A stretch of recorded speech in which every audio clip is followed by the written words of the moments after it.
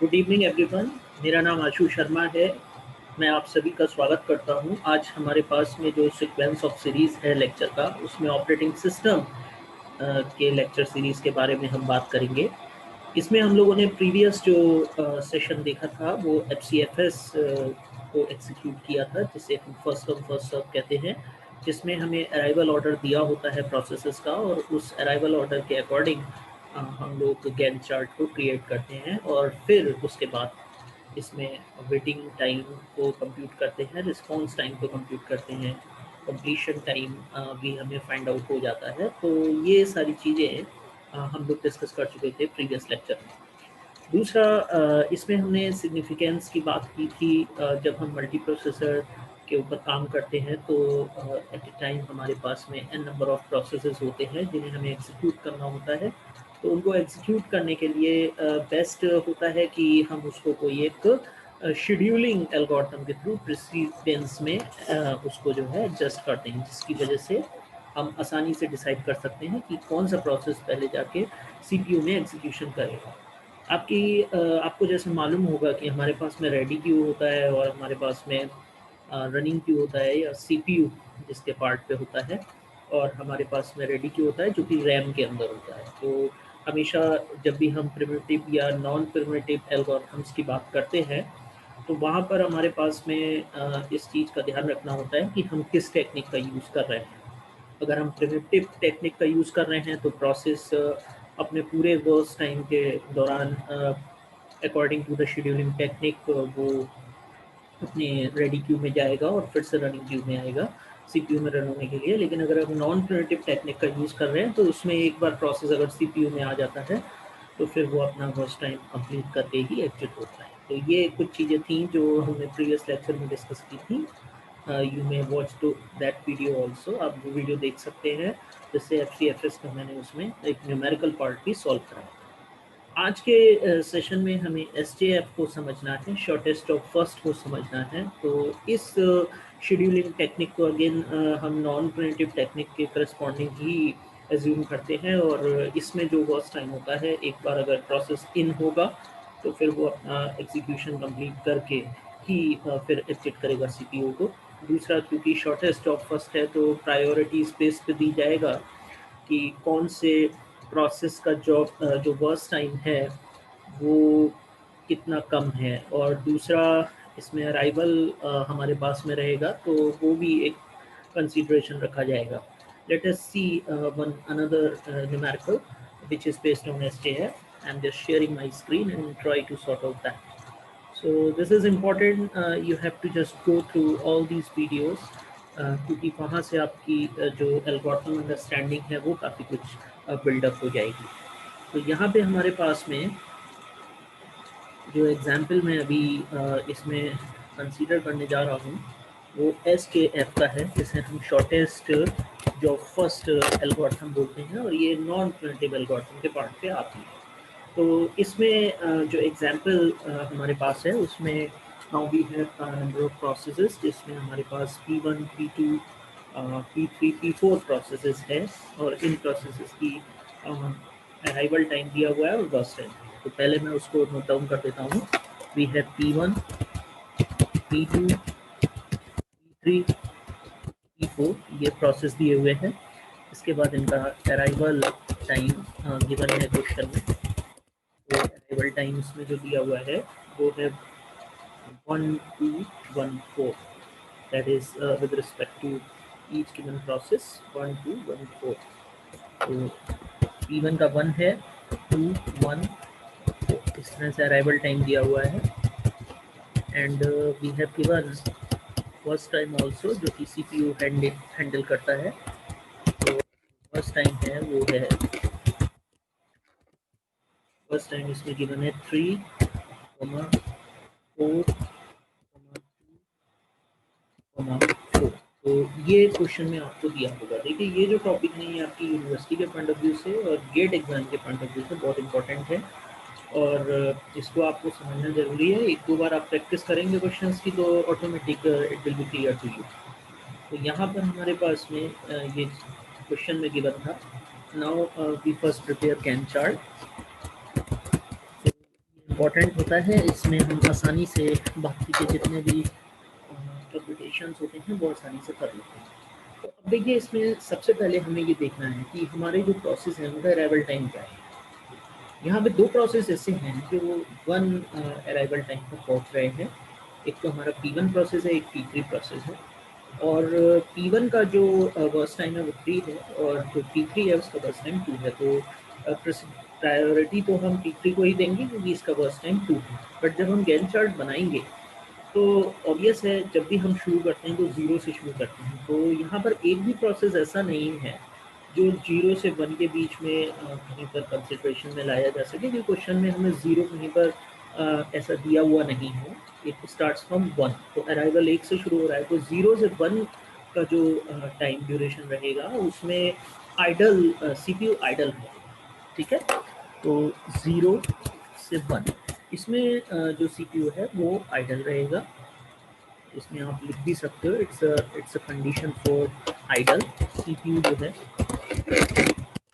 से आइडल रहेगा। अब अगर हम 1 से देखें तो 1 पर हमारे पास में दो प्रोसेस हैं, एक P1 प्रोसेस है और एक P3 प्रोसेस है। ठीक है, तो दो प्रोसेस यहाँ पर हैं। अभी इन दो में से हमें डिसाइड करना है कि कौन सा प्रोसेस पहले इन होगा CPU में।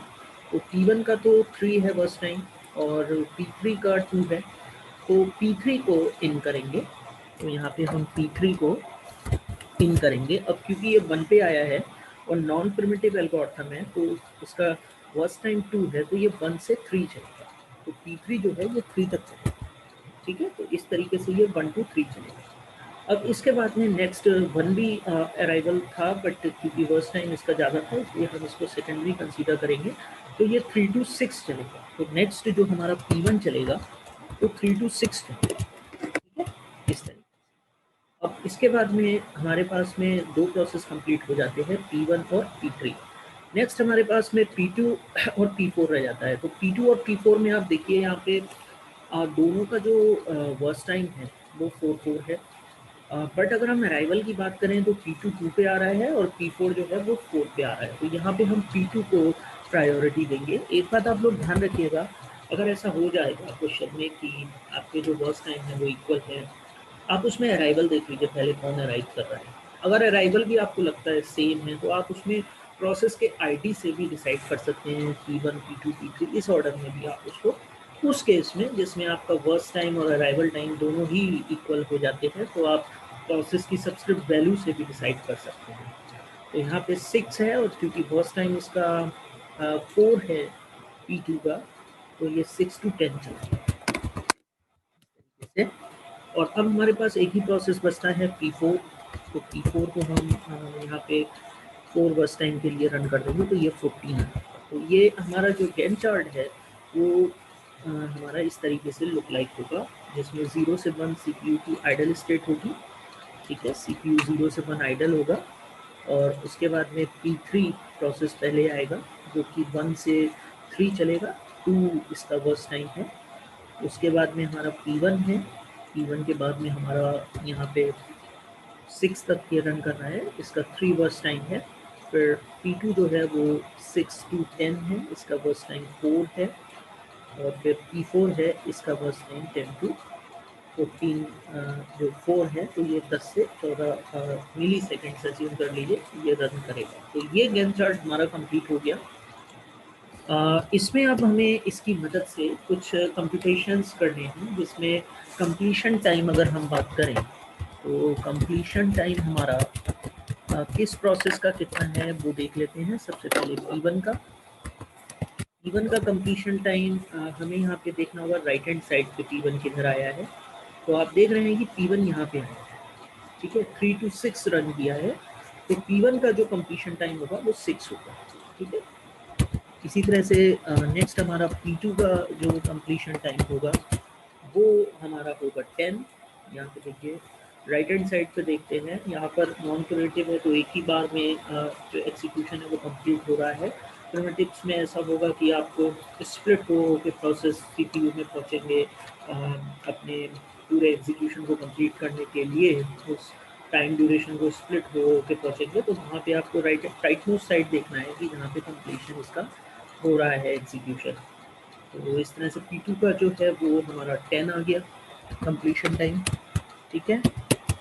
अब इसके बाद में P3 का कंप्लीशन टाइम है, यहाँ पे 1 से 2 वर्स्ट टाइम था, तो 3, 1 से 3 आया है। तो आप देखिए यहाँ पे P3 जो है तो 3 जो है कंप्लीशन टाइम रहा है। और इसी तरह से P4 का जो कंप्लीशन टाइम है वो है 14, क्योंकि ये एंड में राइट हैंड साइड पर आपको देखना है 14। तो ये हमारे पहले जो वैल्यू थे कंप्लीट हो गए, जिसमें कंप्लीशन टाइम हमने इसका काउंट कर दिया। अब इसके बाद में हमें टर्न अराउंड टाइम काउंट करना है, TAT। TAT मैंने आपको बताया था कि जो TAT होता है वो completion time minus arrival time होता है। तो आप आसानी से इसको कंप्यूट कर सकते हैं। You have to just use that subtraction operation over there. इसका जो शॉर्ट फॉर्म होता है वो completion time minus arrival time. CT stands for completion time, AT stands for arrival time. तो अगर अब हम P1 का यहाँ पर TAT देखते हैं तो कितना आएगा, कंप्लीशन टाइम है 6 और अराइवल टाइम है 1, तो ये 6 - 1 5 हो जाएगा। इसका जो TAT आएगा वो 5 आएगा टर्न अराउंड टाइम। इसी तरह से P2 का जो टर्न अराउंड टाइम आएगा वो 10 ये है कंप्लीशन माइनस अराइवल, ये है 10 - 2 यानी कि 8, तो ये 8, ठीक है। इसी तरह से P3 का जो वैल्यू आएगी, P3 का जो कंप्लीशन टाइम था वो 3 था और जो अराइवल टाइम था वो 1 था, तो 3 - 1 2 हो जाएगा। और P4 का जो TAT होगा वो 14 - 4 10 होगा। तो अगर मैं वैल्यूज को वेरीफाई करूँ तो P1 का 5 आ रहा है, ठीक है, P2 का 8 आ रहा है, P3 का 2 आ रहा है और जो P4 है वो उसका 10। तो ये हमारा TAT हो गया, टर्न अराउंड टाइम हो गया। इसी तरह से अगर हमें वेटिंग टाइम निकालना है तो वेटिंग टाइम हमारा आपको पता है turn around time minus burst time होता है। तो शॉर्ट में लिख देता हूँ वेटिंग टाइम। वेटिंग टाइम का जो फॉर्मूला होता है बेटा वो turn around time minus worst time. तो पहले आपने टर्न अराउंड टाइम निकाल लिया using that subtraction between completion time and arrival time. अब आपको इसका वेटिंग टाइम निकालना है, तो बहुत आसान हो गया। P1 आपको यहाँ पे TAT दिया है 5 और इसका बस टाइम है 3, तो P1 का वेटिंग टाइम 2 हो गया। इसी तरह से P2 का वेटिंग टाइम यहाँ पे 8 - 4 हो गया। P3 का जो वेटिंग टाइम हुआ वो 2 - 2 0 हो गया। और P4 का जो हमारे यहाँ पे वेटिंग टाइम होगा वो 10 - 4 6 होगा। तो इस तरीके से हम इसको कंप्लीट कर सकते हैं। तो यहाँ पे अगर वेरिफिकेशन करते हैं तो वेटिंग टाइम P1 का 2 है, P2 का 4 है, P3 का 0 है और P4 का 6 है। रिस्पॉन्स टाइम एक और वैल्यू कंप्यूट करने को पूछ लेते हैं, तो उसमें ये होता है कि रिस्पॉन्स टाइम का फॉर्मूला होता है फर्स्ट अपीयरेंस इन CPU माइनस जो आपका अराइवल टाइम होता है, उसमें से आप माइनस कर सकते हैं first appear in CPU process, जब फर्स्ट टाइम अपीयर होता है माइनस अराइवल टाइम। तो ये कैलकुलेशन रहती है। तो अगर हम इस गैंट चार्ट में देखें तो P1 P3 की, अगर हम P1 की फर्स्ट अपीयरेंस देखें तो 3 पे हुई है, ठीक है। ये देखिए 3 to 6 चला है P1 और इसका जो अराइवल टाइम है P1 का वो 1 है, ठीक है। तो अगर हम इस 3 में से जो कि CPU की फर्स्ट अपीयरेंस हुआ था P1, इस अराइवल टाइम को माइनस कर दे P1 के 3 - 1, तो ये कितना आ जाएगा 2 आ जाएगा। तो P1 का जो रिस्पॉन्स टाइम होगा वो 2 होगा, ठीक है। इसी तरह से P2 का रिस्पॉन्स टाइम कितना होगा, पहले आप P2 का जो फर्स्ट अपीयरेंस है वो देखिए, P2 6 पे आया, ठीक है। और इसका जो अराइवल हुआ है वो हुआ है 2 पे, तो 6 - 2 यानी कि 4, तो ये 4 आ जाएगा, ठीक है। इसी तरह से P3 का जो अपीयरेंस हुआ है वो 1 पे हुआ है, ये 1 पे था, ठीक है, 1 से 3 चला है, तो 1 पे इसका फर्स्ट अपीयरेंस हुआ है, और इसका जो अराइवल टाइम है वो 0 है, तो 1 - 1 हो गया, 1 - 1 हो गया, तो ये 0 आ जाएगा।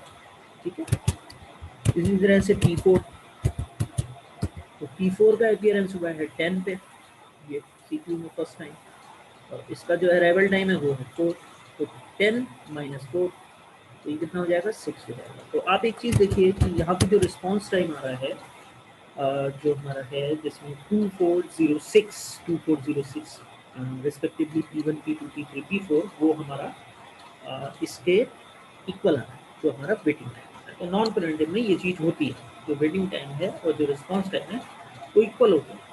तो ये फॉर्मूले से आपको निकालना आना चाहिए और ये याद होना चाहिए। You go through these practices and definitely you will remember this in your exams as well। ठीक है, तो गेट एग्जाम में भी ये 2 मार्क्स का आता है, और जो आपके यूनिवर्सिटी एग्जाम्स हैं उसमें भी ये 5 मार्क्स का क्वेश्चन एक्सपेक्टेड होता है। तो ये जो शॉर्टेस्ट ऑफ फर्स्ट एल्गोरिथम होती है, ये हमारी नॉन प्रिमिटिव एल्गोरिथम होती है, बहुत इम्पोर्टेंट न्यूमेरिकल्स हैं ये, you should go through these numericals। तो यहाँ पर जो है आपको इस चीज़ का ध्यान रखना होगा कि जो हमारे ये जो न्यूमेरिकल हैं इनकी प्रैक्टिस आप करते रहिए। ठीक है, okay, so this is the way that we may say that FCFS and SJF, we have completed these 2 sessions। Previous one was FCFS, this one is SJF। दोनों को आप एक बार देखिए, और definitely you will gain confidence to solve these questions। Thank you very much being with me in this session, and if you like these videos, please subscribe my channel and press the bell icon। Please comment on the video so I may improve day by day। Thank you very much. Your support is always welcome। Have a nice day।